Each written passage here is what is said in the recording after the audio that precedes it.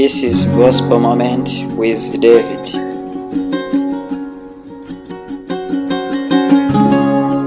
Haleluya. Munyemerere mujyejuru dusenge.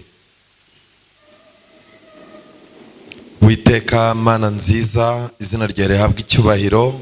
Wabanye natwe muri iki cyumweru, bamwe cyababereye cyiza, abandi cyababereye kibi, ariko uri Imana ihora ari nziza ibihe byose. Bamwe bacitse intege mu byo kwizera kubw'ibigeragezo baciyemo, ariko uri Imana itwongera imbaraga. Muri uyu mwanya tugiye kubumbura ijambo ryawe. Nyuma y'indirimbo nziza zera ziririmbwe n'abana bawe, reka ijambo ryawe ribumbura imitima yacu kugira ngo uyikingure ribone aho rijya kandi ribyara umusaruro mu buzima bwacu. Tubisabye twizeye mu izina rya Yesu, amen. Murakoze. Nshimire abaririmbyi baririmbye, Imana ibahe umugisha. Nshimire abateguye ino gahunda, namwe Imana ibahe umugisha. Iminota dufite ni mike, ndagira ngo tujye mbere kwiga ijambo ry'Imana. Ejo wenda ntituzabura iminota 3 yo gusuhuzanya, ariko iminota mfite ninshyiramo iyo kuramukanya irabinshiranye. Ariko reka ndeba abantu baje bafite Bibiliya. Abantu mufite Bibiliya? Imana ibahe umugisha.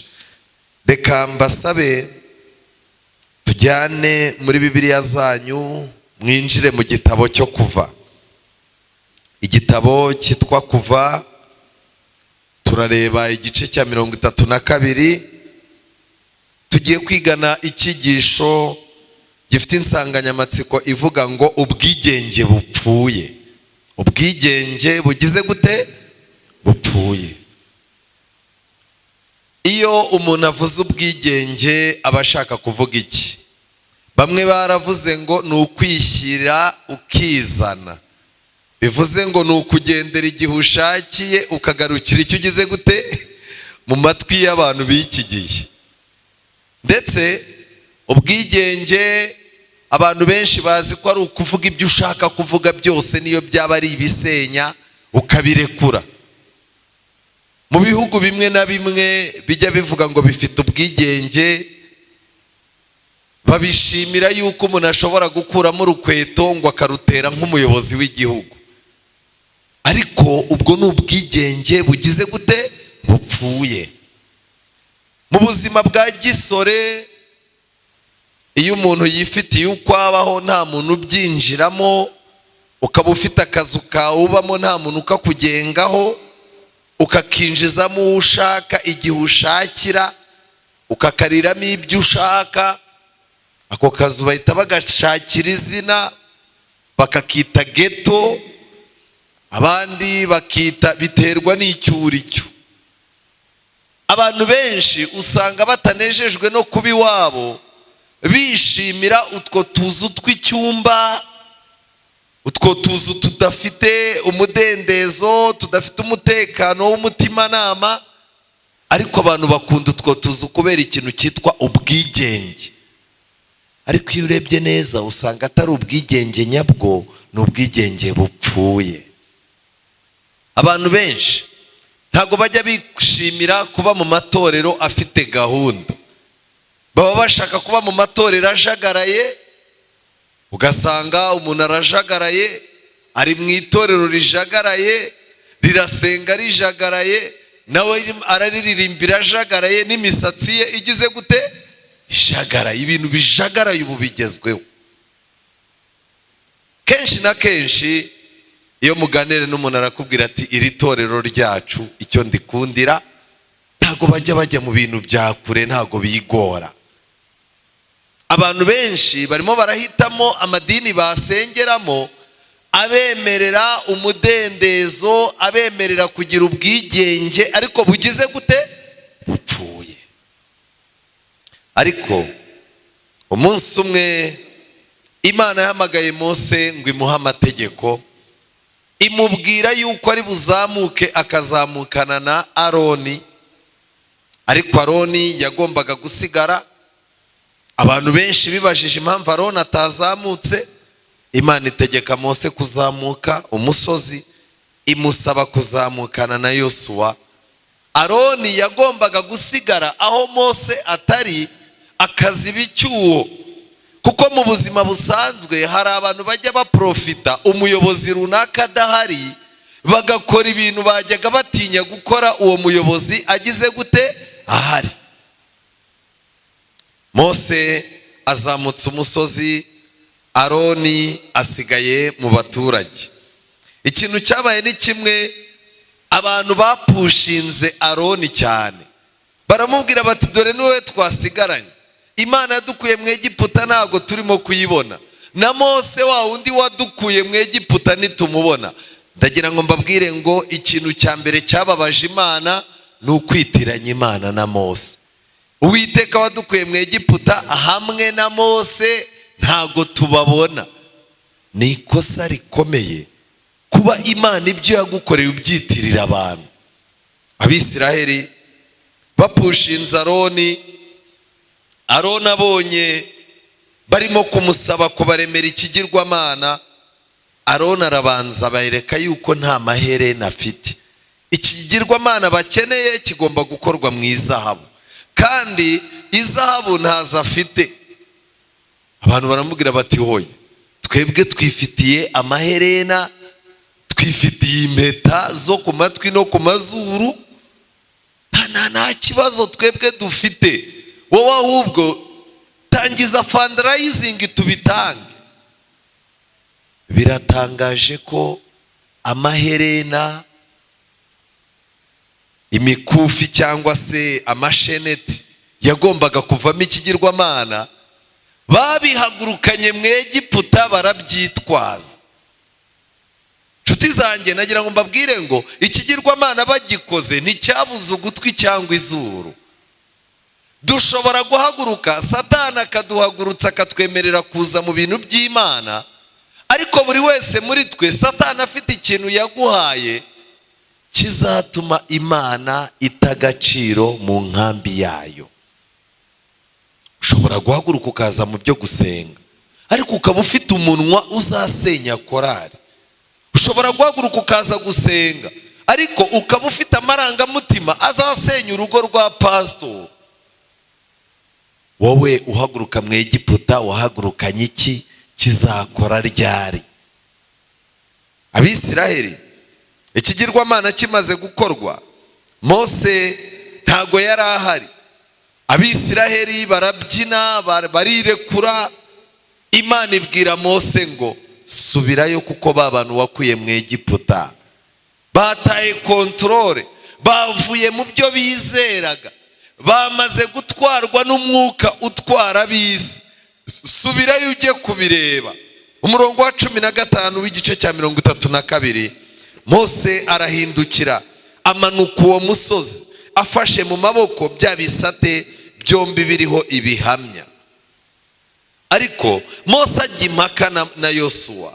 17, Yosuwa yumvise amajwi y'abantu basakuza, abwira Mose ati urwo rusaku n'urw'intambara iri mu ngando. Mose aramusubiza ati iryo jwi si urusaku rw'abasakurishwa no kunesha, kandi si ijwi ry'abatakishwa no kuneshwa, ahubwo ndumva amajwi y'ababyina.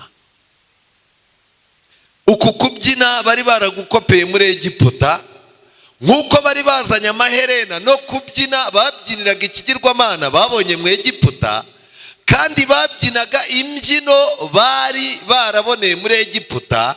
Ikintu gitangaje ahangaha ni ukubera icyo umuntu ava mu bupagani, ibyaha yakoraga ntabyibagirwe. Ubu hano muri mwe harimo abantu bamaze imyaka 10-15 batajya mu tubyiniro, ariko uramutse ushyizemo indirimbo yabyinaga mu kabyiniro yayibyina ukagira ngo ni mugoroba yarariyo. Ni ukubera iki? Ni ukuvuga ngo iyo duhindutse tukaza mu by'Imana, Satani ahorana icyizere yuko tuzamugarukira umunsi umwe. Ahora afite icyizere. Iyo Satani akubonye warindaye, akabona uhobeye umuntu uramutindanye ku rusengero, aravuga ati aka nako ni akamenyetso bizagera aho bize. Satani ntajya acika intege. Iyo ushwanye n'umuntu umupfuye ubusa ku rusengero ukazinga ishati, ahita avuga ati aha hantu nahaguma azakura umuntu iryinyo, ndamwizera na kera. Cyo nagira mbabwire ngiki, kwihana ni iki? Kwihana ni ugutuma Satani ibyiringiro yaragufitemo kuzagaruka bimushiramo. Nshuti zanjye, nimureba neza, Mose ahageze, Aroni abura uko abigenza. Aroni arangije abwira Mose, aramubwira ati databuja, uburakari bwawe ntibugurumane, uzaba abantu yuko berekeje imitima ku bibi. Aroni yabwiye Mose, aramubwira ati aba bantu nubwo nanjye ndi mu bipe, ariko aba bantu nta mupango muzima bagira, nta gitekerezo cyiza bajya bapanga, bahora batekereza bapanga ibintu bibi gusa. Ariko reka ngire ikintu mbabwira, mwarabibonye ko hari abantu baba bateye nk'uku. Abisiraheli kuva uyu munsi Imana yabise ubwoko butagonda ijosi. Bishoboka ko nawe waba uri ubwoko butagonda ijosi. Niba umwanzuro mubi wafashe iwanyu badashobora kuwugukuraho, ku ishuri ntibabe bawugukuraho, inshuti zawe umwanzuro upfuye ntizibe zawugukuraho, uwo mwashakanye ntabe yawugukuraho, kugeza ubwo n'inama y'itorero iguhamagarika kugira inama umwanzuro upfuye wafashe ntuwuveho, uba uri ubwoko butagonda ijosi. Ikintu gitangaje, Mose amaze kumva Aroni avuga gutyo, Aroni arakomeza abwira Mose ati barambwiye bati turemera Imana yo kutujya imbere, kuko wa wundi Mose umuntu wadukuye mu gihugu cya Egiputa tutazi icyo yabaye. Nanjye ndababwira nti ufite izahabu wese ayikature, nuko barazima nzijugunya mu muriro havamo iki kimasa. Kagira ikintu mbabwira, we ngo yanabikoza kino, yarababwiye ati ikintu twakora twasenga gifite agaciro cyaba ari izahabu. Ubu se izahabu murayifite? Ahita abona barazizanye. Reka ngire ikintu nkubwira, igihe cyose umuntu ushaka gukora icyaha, Satani amuha ikintu azamukiraho.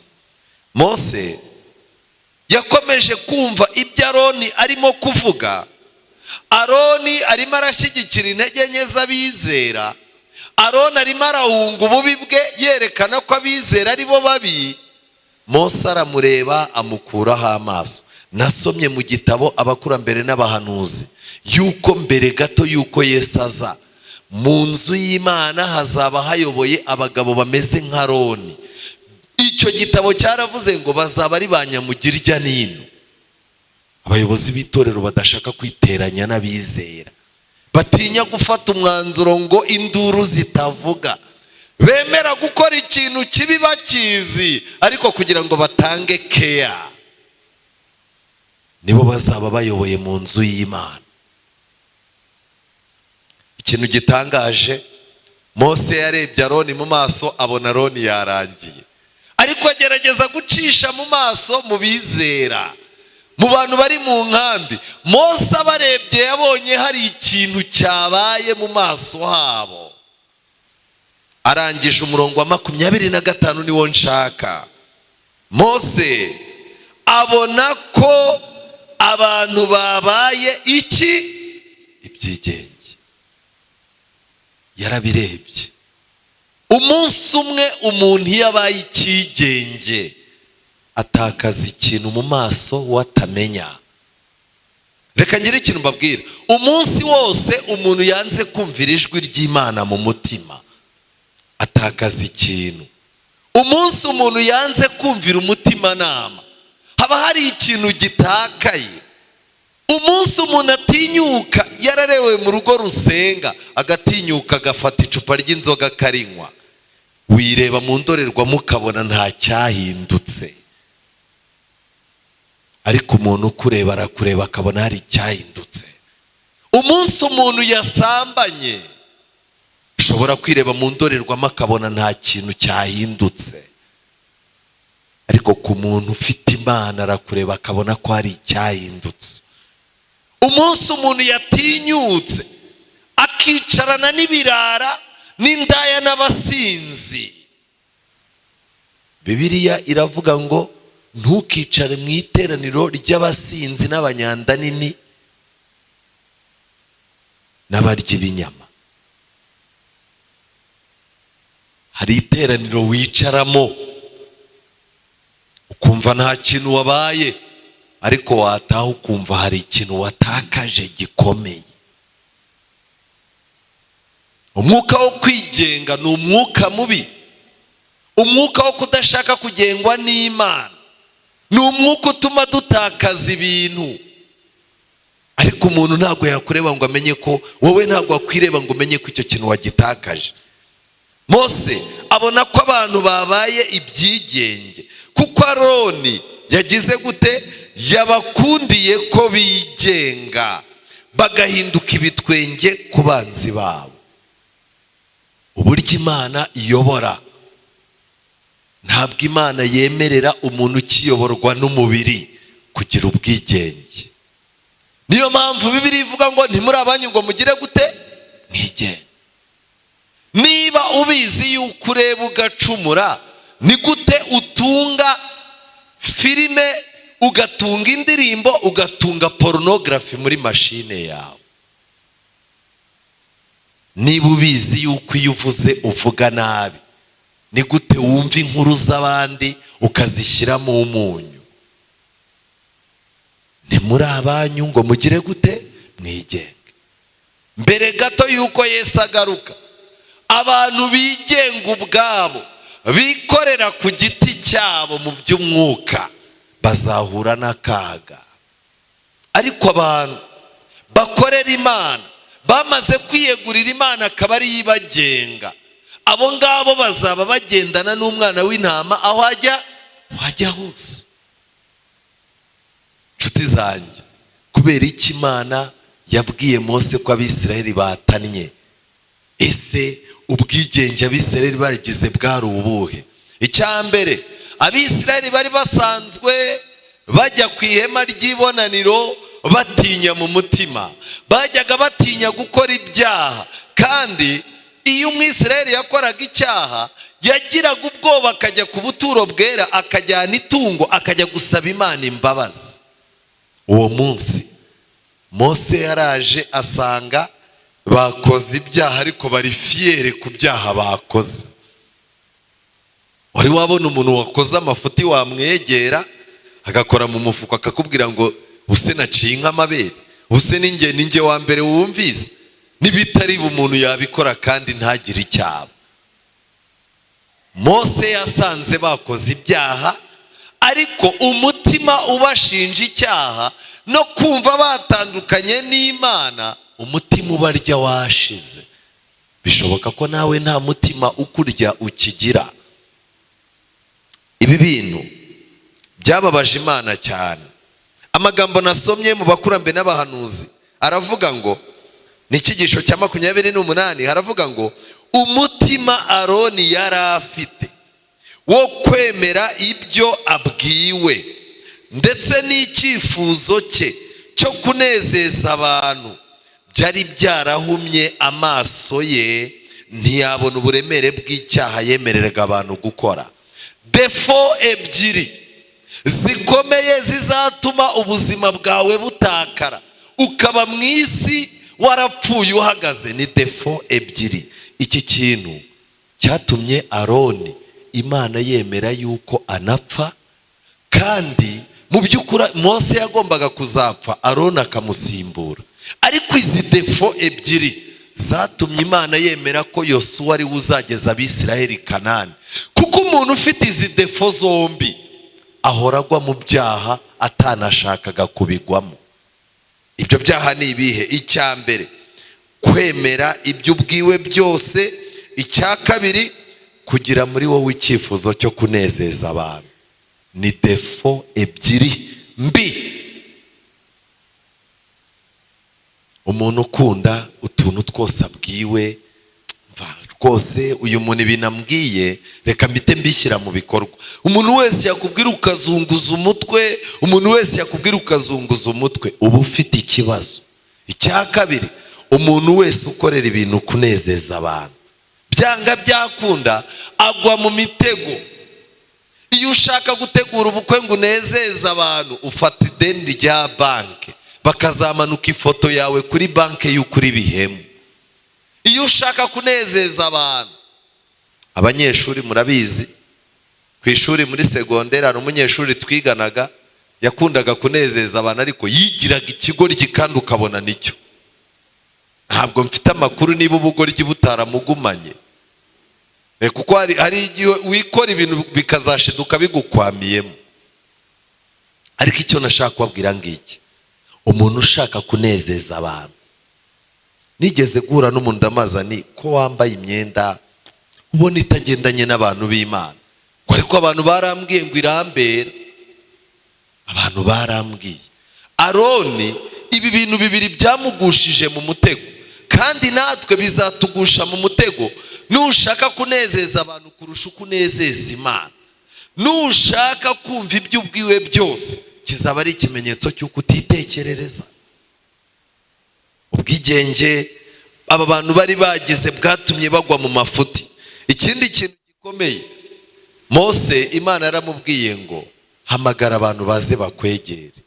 Icya mbere, abantu baramije icyo kigirwamana bagombaga kujya ibumoso bwa Mose.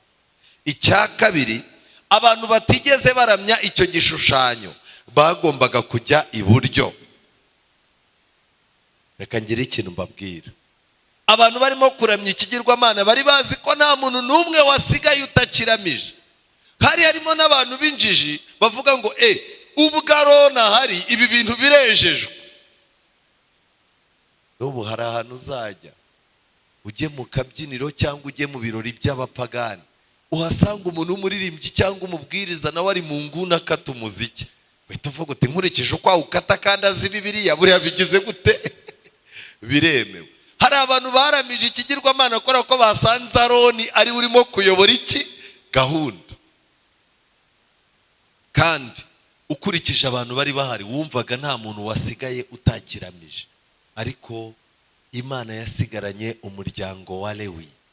Abalewi ngo baravuze bati ibi bintu byabaye amahano, nubwo bigaragara ko abayobozi babirimo Imana ntizabura abayo, twe tugume ku ruhande rw'Imana. Abo ngabo nibo bagiye iburyo bwa Mose. Amen. Niyo mpamvu Yesu yavuze ngo unesha azicarana nanjye ku ntebe yanjye iburyo. Yego, ndakwinginze, gerageza usigare uri mu bakobwa bambara gikirisitu.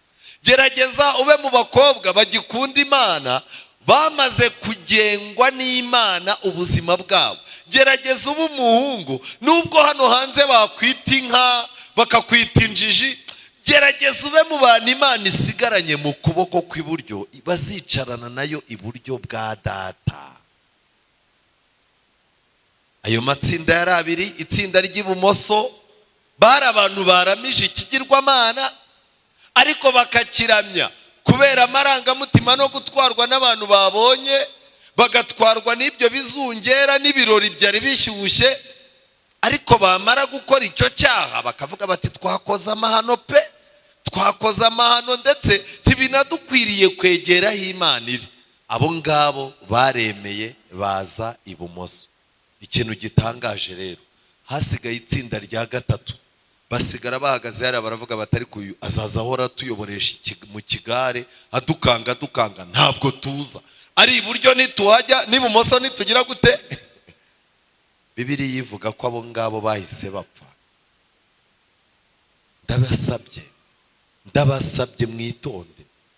Ubwigenge bupfuye iyo umuntu abugumanye bwangiza ubuzima bwe, bukangiza ibitekerezo bye, bukangiza n'ahazaza. Hano wabona hari abasore bahicaye, mama we ajya kuvuga akamucecekeje. Hari abantu bafite ubwigenge, hari abantu Satani yahaye ubwigenge, arababwira ati umubiri ni uwawe, amashuri ni ayawe, ubuzima ni ubwawe, ntihakagire umuntu ukuvugiramo. Jya ukora ibyo wumva ushaka. Ariko nagira ngo mbabwire ngo ubwo ni ubwigenge bupfuye. Bibiliya iravuga ngo tujye twibuka ko nyuma ya byose hari iki? Hari urubanza.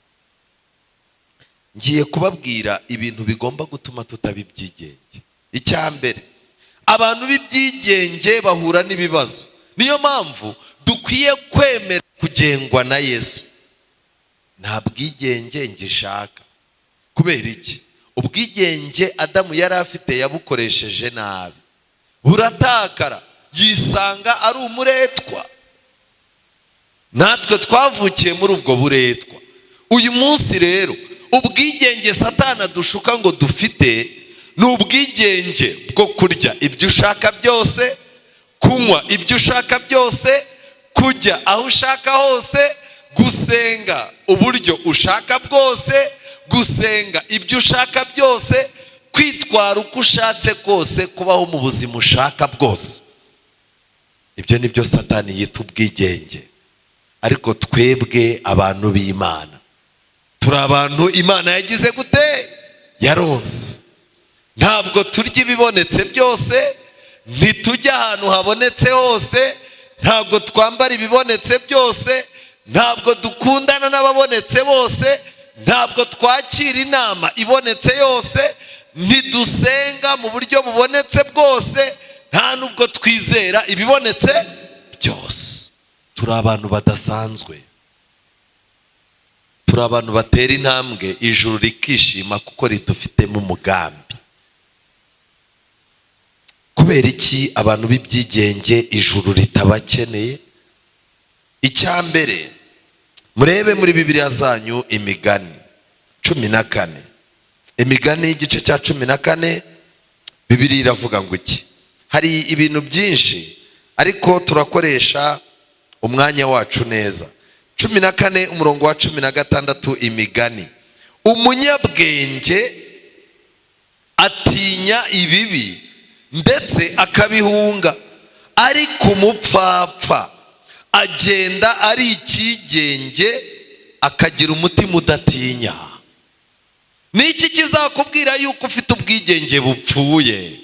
Muri wowe Satani azazamuramo umwuka wo kutagira ikintu utinya. Ujye kumva wumva utinyutse kwinjira ahantu watinyaga kwinjira. Ubone wicaye mu birori wajya gutinya kwicaramo. Ujye kubona ubone mu mwijoro ry'umwijima wicaranye n'umuntu arimo aragukabakaba, ibyo bintu bitarakwigezeho. Ujye kubona ubone urimo uragenda utinyuka ibintu wajya gutinya. Kiba ari ikimenyetso yuko utakigengwa na Yesu, wamaze kugira ubwigenge bupfuye. Ikigenge nta kintu gitinya. Nuganira n'umuntu muri inshuti ngo arimo arakurambagiza, akakubwira ngo inyama y'ubwoba bayinkuyemo, ubuze inyama avuze ari iyi, uzahita ukuramo simukadi afite ufunguza indi, kuko uwo muntu azakugira nk'uko ameze. Umuntu utagira ikintu atinya. Ukwiye kwirinda kuba umuntu w'ikigenge. Bibiliya ibivuga neza mu rwandiko rwa 2 rwa Petero. Abasomyi ba Bibiliya tujyane urwandiko rwa 2 rwa Petero igice cya 2, ndisomera umurongo wa 10 wonyine. Bibiliya iravuga ngo ariko cyane cyane abagenda bakurikiza kamere bamazwe no kurarikira ibyonona, bagasuzugura gutegekwa. Aba bantu ni abantu bafite ikibazo gikomeye. Ntukagendane nabo, ntukagendane n'abantu b'ibyigenge. Ndi kumwe n'abana hano b'abanyeshuri. Iyo ugendana n'umuntu wananiye iwabo, wananiranye ku kigo, wananiranye muri karitsiye, no ku rusengero iwabo yarananiranye, ibyo afite muri we nibyo akwimuriramo. Ariko ni ikihe kintu cya kabiri kiranga abantu b'ibyigenge?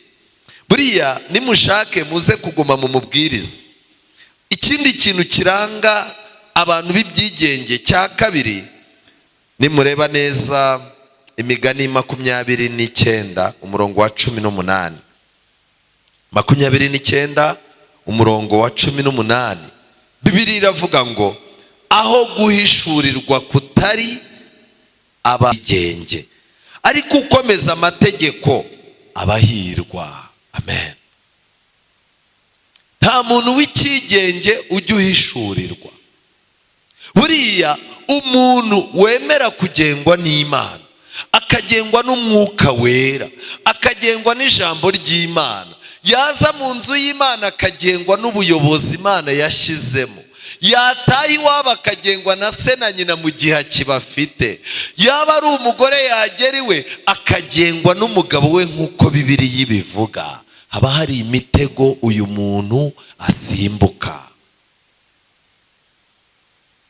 Kandi uko bucya bukira Imana iguhishurirwa. Iyo utigenga ukundana n'umusore mubi, Imana ikazaza igenda iguhishurira mu tugambo agenda avuga, mu tumesaje, mu kwivumbura, mu makuru ugenda uhabwa n'abantu muhura mu muhanda. Imana iguhishurira yuko wicaye ku ipanu.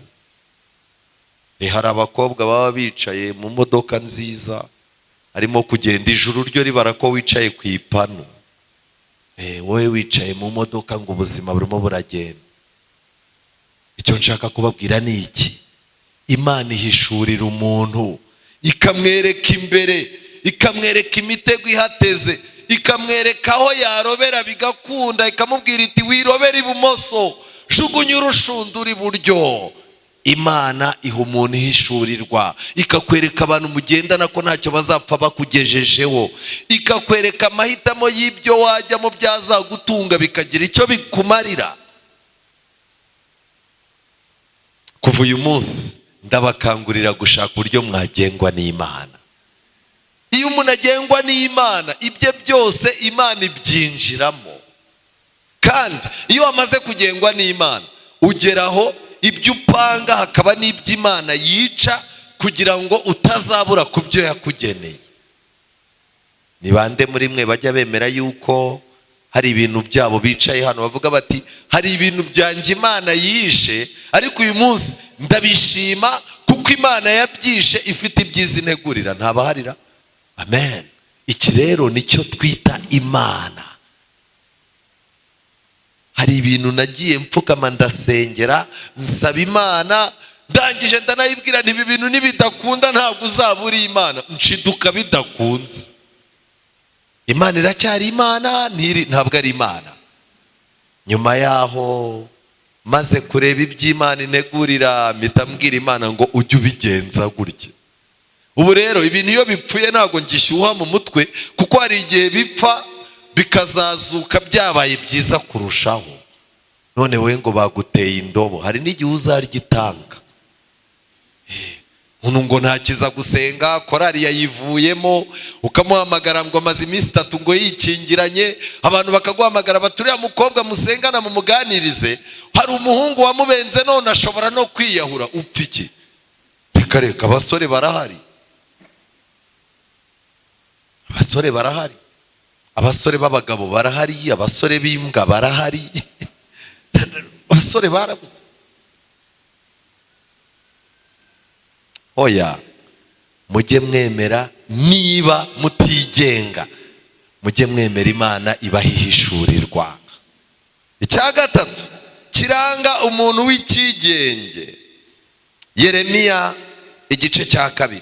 Umuntu uzabona atinyuka ibi bintu uzamenye ko ari ikigenge. Yeremiya 2 umurongo wa 31. Abahageze tujyane. Yeremiya igice cya 2 umurongo wa 31. Yemwe ab'iki gihe nimwitegereze ijambo ry'Uwiteka. Mbese nabereye Isiraheli ubutayu cyangwa igihugu cy'umwijima w'icuraburindi? Mu magambo make, nabereye Isiraheli ubutayu. Mu magambo make, hari ikintu mwamburanye. Imana irakomeza. Niki gituma abantu banjye bavuga bati turi ibyigenge, ntabwo tuzakugarukaho ukundi? Imana bijya biyibabaza kubona umuntu yarakuriye mu rusengero, akurira muri korari, akurira muri jiya, yabona akazi, yabona udufaranga, yabona agiye gukora muri politiki amenyekanye, yabona atangiye kwambara imyenda ari umukobwa, asokoza umusatsi ntupfuke, abahungu bose bamwaka utunimero twa telefone, wajya kubona ukabona akoze mu mifuko ngo uriya rusengero ngo nta musore muzima uhaba, wariya nta mugabo wahava. Ukabona umuntu gusenga yarabiretse, Imana ikamubaza iti ariko se buriya nakubereye ubutayu koko? Agasura narakaguhaye, naguhaye abantu barakumenya, nagusize igikundira abantu barifuza yuko banaganira nawe, icyo umembye ni iki ngiki. Ubu abantu benshi babwira Imana bakayibwira ngo kuva uyu munsi mbaye ikigenge, n'ikimenyimenyi sinzakugarukaho. Nubona umuntu yaracitse mu nzu y'Imana, nubona umuntu yaracitse gusenga, aba yaramaze kuba ikigenge, akabwira Imana ati sinzagukenera. Ariko nagira mbabwire ngo Imana irakenerwa. Ushobora kutayikenera uteretwa, ariko ukazayikenera mu cyumweru cya nyuma cy'ubukwe. Imana yacu ihora ikenewe, ntukabe ikigenge. Nubona umuntu ukubwiye ko atazapfa akeneye Imana mu buzima bwe, uzamenye ko uwo muntu ni ikigenge. Ikintu cya kane gikomeye cyerekana umuntu ko ari ikigenge, urwandiko rwa mbere rw'Abakorinto igice cya 6, urwandiko rwa mbere rw'Abakorinto abahageze igice ndasoma icya 6. Pawulo yerekanye uburyo Imana yifuza ko abantu bayikorera, bayubaha kandi bayishaka. Ariko nureba neza mu rwandiko rwa mbere rw'Abakorinto igice cya 6 uhereye ku murongo wa 19, Bibiliya iravuga ngo mbese ntimuzi yuko imibiri yanyu ari insengero z'Umwuka Wera uri muri mwebwe, uwo mufite wavuye ku Mana, kandi ntimuri abanyu ngo mwigenge, kuko mwaguzwe igiciro. Nuko rero mutume imibiri yanyu ihimbaza iki? Imana. Imana irabizi ko dushobora kuyihimbaza turimo kuvuga amena mu rusengero, ariko Imana yahisemo ubundi buryo bubiri budasanzwe bwo kuyihimbaza. Uburyo bwa mbere, Imana yaravuze ngo mwaba murya, mwaba munywa, cyangwa mukora ikindi cyose, mubikorere guhimbaza iki? Imana. Bivuze ngo ameza yawe nuramuka watsa akabenzi, uba ufite uwo ugiye guhimbaza. Ameza wicayeho iyo watsa inzoga uri umukirisitu, uba ufite uwo ugiye guhimbaza. Imana irangije iravuga ngo kandi imibiri yanyu ni insengero z'Umwuka Wera. Kubw'ibyo rero nimutume imibiri yanyu ihimbaza iki? Imana. Ariko isi y'uyu munsi wa none, umukobwa arimo arafata tatuwaje y'inzoka akayikubita munsi y'umukondo, umukondo akawufunga w'icyuma. Ariko reka ngira ikintu nkubaza kuko inda baziritse iherena ifite tatuwaje y'inzoka, uba wumva uwo muntu azakubyarira? Uretse ko iyo dutereta mu bintu bya mbere Satani akora, arabanza akaza buri muntu wese akamwicaho ikintu kimwe. Iyo turimo kurambagizanya, Satani araza abakobwa akabica ikintu cyitwa amatwi, abahungu Satani akatwica amaso, ku buryo umuntu ashobora gukubita se wabasuye, wowe ukavuga uti nge ntago azankubita, ntubibone ko yakudiha. Umuntu mukamumu murarambagizanya, mama we akamuhamagara, yarangiza akabwira nyina umubyara, umusore uri hafi gukora ubukwe, akabwira nyina umubyara ngo ariko ngo ubu ngenda ndakwiyamye. Arimo arabwira nyina, wowe uri umugore we ntiwanamubyaye, azakubwira ngo iki? Ariko kuko amatwi aba yapfuye ntago wagira gute, ntago wabyumva. Nshuti zanjye, imibiri yanyu niyo yatumye Yesu ajya ku musaraba. mu mubiri wawe Imana irimo irahashaka icyicaro. Mwibuke ko ibyaha bindi byose bikorerwa inyuma, ariko ubusambanyi ni icyaha gikorerwa he? Imbere. Ubu mufite amateka mabi abakurikirana kubw'ubusambanyi bwahise. Mufite amateka mabi abakurikirana kubw'ubusambanyi Satani yahinduye mufite. Kandi uyu munsi wa none mwabakobwa muri imbere yanjye, namwe mwabahungu mwe, ubu Satani arimo arabatega ibisasu by'ubusambanyi bizaturika mwaramaze kuba abagore n'abagabo mushaje. Niyo mpamvu uyu munsi saba Imana mu mutima wawe iteremo intebe. Nigeze kumva indirimbo, nari ndimo mu mujyi nciye kuri gare, numva indirimbo ivuga ngo abakobwa bafite ubushyuhe n'abasore bafite ubushyuhe. Iyo ndirimbo nkomeza kumva abayirepeta, abantu barimo kuyumva baseka. Hako nza kwibaza ubushyuhe, nza kureba kuri telefone yanjye nsanga ni n'umukecuru wabivuze ari amagambo babihindura indirimbo. Ariko nibyo koko abantu bagenda bashya. Inama nabagiraga ni imwe: nimusabe Imana izimye umuriro uri muri mwe, ahubwo yatse uwundi muriro. Mu gitabo cy'Umugenzi hagaragara umuntu wari uri inyuma y'inzu ashaka kuzimya umuriro wari wacanywe n'Imana, kandi iruhande hari undi muntu ufite amavuta arimo gusuka muri wa muriro ngo ukomeze wake. Bivuze ngo iki rero? Iyo tutaramenya Imana, Satani adushyiramo irari n'iruba. Iryo rari n'iruba rikatwatsa, kamere ikakumvisha icyaka. Nigeze kubona umuntu arambwira ati icyaka kiranyishe, ndebye nsanga ubwanwa bwa hano bwahabyenze kwegerana. Arambwira ati icyaka ni kibi kijya no mu bwanwa ukabusokoza ntibusokoreka, ariko icyaka ni igiki?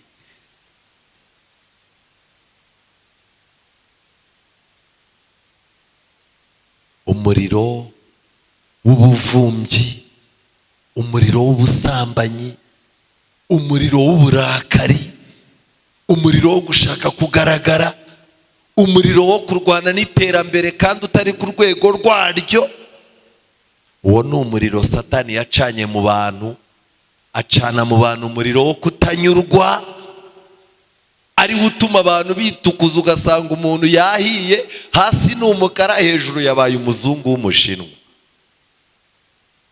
Imana ikeneye kuzimya uwo muriro muri twebwe, yarangiza igacanamo umuriro wo gukiza imitima, igacanamo umuriro wo kunyurwa muri twe, igacanamo umuriro wo kuyikunda no kuyikorera no gushaka uburyo yinjira mu buzima bwacu. Umuriro ufite ninde wawugucanyemo?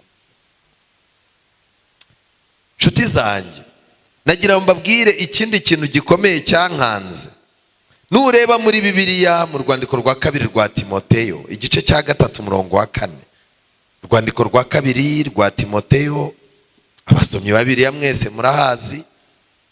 Urwandiko rwa kabiri rwa Timoteyo, igice cya 3, ndisomera umurongo wa 4. Ni amagambo akomeye cyane. Bibiliya yavugaga ubuhenebere buteye ubwoba bwo mu minsi y'imperuka.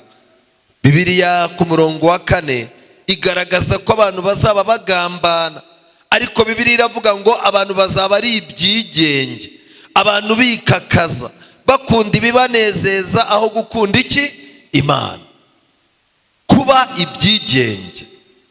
Ubu tugiye kugira abantu b'ibyigenge mu rusengero, tugiye kugira abantu b'ibyigenge mu miryango, tugiye kugira abaturage mu isi b'ibyigenge batumvira za leta, tugiye kugira abana mu ngo b'ibyigenge. Ababa ku mashuri mwebwe, ababa muri education murabibona, dufite abanyeshuri b'ibyigenge. Rwose uyu mwuka wo kwigenga kubi ni umwuka uturuka kuri Satani. Nshuti zanjye, nabakangurira cyane gushaka ukuntu muhinduka mukaba abantu bazima. Umuntu udashobora kugenga ururimi rwe, Bibiliya ivuga ko n'idini ye iba ari impfabusa. Kandi nshuti zanjye, ntago nabura kubabwira amagambo akomeye nasomye mu Baroma. Abaroma igice cya 6 umurongo wa 13. Abaroma igice cya 6 umurongo wa 13, Bibiliya iravuga ngo iki?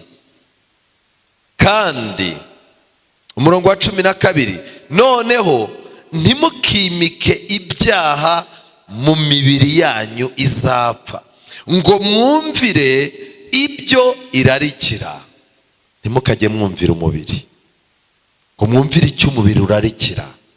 Amaso arabeshya, amatwi arabeshya, amazuru arabeshya.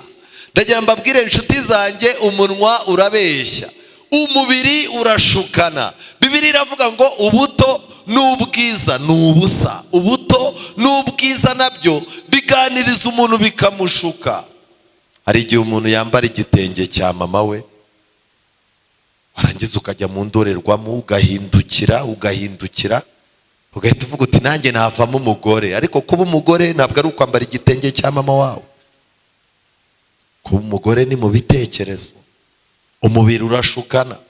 Hari igihe umuntu aba ari umusore, kabona agatuza karahari kameze nka 3 ireba hejuru. Ukuntu umuntu agira agatuza rwose kabona ni kanini, ariko wajya kumva arimo arabaza mama we ngo turarya iki, kandi mama we ari umuyede. Wibaza icyatumye ako gatuza kadacurama. Ariko mwiriwe ni ikibazo, si ikibazo. Ari ufite agatuza n'ufite ibere ryaguye, ninde wakwikorera sima? Cyo nagira ngo mbabwire ni icyo, umubiri urashukana, ubuto n'ubusore birashukana. Bibiliya iravuga ngo noneho ntimukimike ibyaha mu mibiri yanyu izapfa, ngo mwumvire ibyirarikira, kandi ntimuhe ibyaha ingingo zanyu kuba intwaro zo gukiranirwa, ahubwo mwitange mwihe Imana nk'abazuke, n'ingingo zanyu muzihe Imana kuba intwaro zo gukiranuka. Ibyaha ntibikabategeke, kuko mudatwarwa n'amategeko ahubwo mutwarwa n'ubuntu. Amen. Ingingo zanyu ni intwaro mu biganza by'Imana. Isura yawe ni intwaro nziza mu biganza by'Imana. Ushobora kumwenyurira umuntu wari kwiyahura ntiyiyahure. Akaboko kawe ni intwaro mu biganza by'Imana. Umubiri wawe, impagarike yawe, inda yawe ni intwaro Imana izifashisha kuzana ku isi abantu bazahindura amateka meza ku isi. Umugongo wawe ni intwaro ikomeye izahekera igihugu, igahekera itorero, hakavuka abantu bahindura amateka y'ibintu byananiranye. Ingingo zanyu uyu munsi nimuzifate, muzishyire mu biganza by'Imana, zihinduka intwaro Imana igomba kugira gute? Gukoresha. Ariko niba ibyo ngibyo bitabaye, uzigenga, uzarya ibyo ushatse, uzanywa ibyo ushatse, uzakundana n'uwo ushatse, akujyana aho ushatse, mukora ibyo mushatse, utahira igihe ushakiye, utaha uko ushatse, uvuga ibyo ushatse, ugambirira ibyo ushatse, ariko wibuke ko Imana ihora ikenewe. Imana yacu uzayikenera. Uyu mugoroba icyo nicyo nashakaga gutekerezaho. Mfite ubuhe bwoko bw'ubwigenge? Ubwigenge mfite ni ubwigenge bwo mu Mana. Ni ubwigenge butanyemerera kwambara ibibonetse byose nubwo byose nabibona. Ni ubwigenge butanyemerera kunywa byose nubwo byose nabibona. Ni ubwigenge butanyemerera gukora ibishoboka byose, ibintu byose, kuko Pawulo yaravuze ngo byose ndabyemererwa, ariko ibingirira umumaro ni iki? Ni bikeya. Muri uyu mugoroba, ninde muntu ushaka gufata ubuzima bwe akabushyira mu biganza by'Imana? ninde muntu ushaka kubwira Imana ngo Mana, nagiye nigenga igihe runaka kandi nagiye nsaruramo akaga muri ubwo bwigenge, none kuva uyu munsi ndemeye ngiye kugengwa nawe. Ndifuza yuko uyu mugoroba impagarike yanjye ihinduka intwaro mu biganza byawe, kugira ngo unkize kandi unkoreshe ngo ukirize n'abandi. Haramutse hari uhari yatambuka tugasenga. Hari uhari ubishaka? Umuntu ufite icyo gitekerezo, umuntu ufite icyo cyifuzo, niba uhari ngwino dusenge. Niba uhari ngwino dusenge. Wowe ufite icyo cyifuzo. Amen. Amen. Uyu mugoroba ni umugoroba udasanzwe. Imana iguhe umugisha mushiki wanjye, murumuna wanjye, Imana iguhe umugisha. Umubiri wawe, ubuzima bwawe ugiye kubuhindura ahantu ho kuramiriza Imana. Ugiye gusaba Imana yuko ubuzima bwawe ibufata bukaba ubw'agaciro. Ugiye gusaba Imana yuko utazongera kugengwa n'ibitekerezo byawe. Usaba Imana ikugenge. Mushiki wanjye, Imana iguhe umugisha. Muri uyu mugoroba tugiye gusenga, ndetse tugiye gusoza iri teraniro ry'uyu mugoroba. Niba wiyumvamo yuko iki ari igihe cyiza cyo kubwira Imana ngo Mana, sinifuza guhinduka ikigenge, mpindura umwana wawe kandi umpe gutuza. Niba icyo kintu cyifuza, ngwino dusenge. Tera intambwe. Imana iguhe umugisha. Amen. Imana ibahe umugisha. Imana iguhe umugisha. Imana iguhe umugisha cyane. Nawe Imana iguhe umugisha. Amahitamo meza uyu mugoroba nuko Imana igiye gusiga amavuta yayo ku matwi yacu. Imana igiye gusiga amavuta yayo ku maso yacu, tujye tubasha kureba, tumenye udushuka n'utubwiza ukuri. Imana irashaka gusiga amavuta ku gikumwe cyawe kugira ngo ujye umenya ibyo uhitamo ibyo ari byo. Imana irashaka gusiga amavuta mu mutwe wawe kugira ngo ujye usubiza ubwenge ku gihe, wo gutwarwa n'ibibazo byakurenze. Ujye wubura mutwe, umenye ko mu ijuru hari Imana. Uyu mugoroba Imana irashaka kugirana isezerano n'abasore. Amen. Muri uyu mugoroba ngiye gupfukama nsenge, kandi namwe abasigaye ndabasaba guhagurukiraho muri mwebwe abiyeguriye Imana. Mwanyemerera tugapfukama kugira ngo dusenge.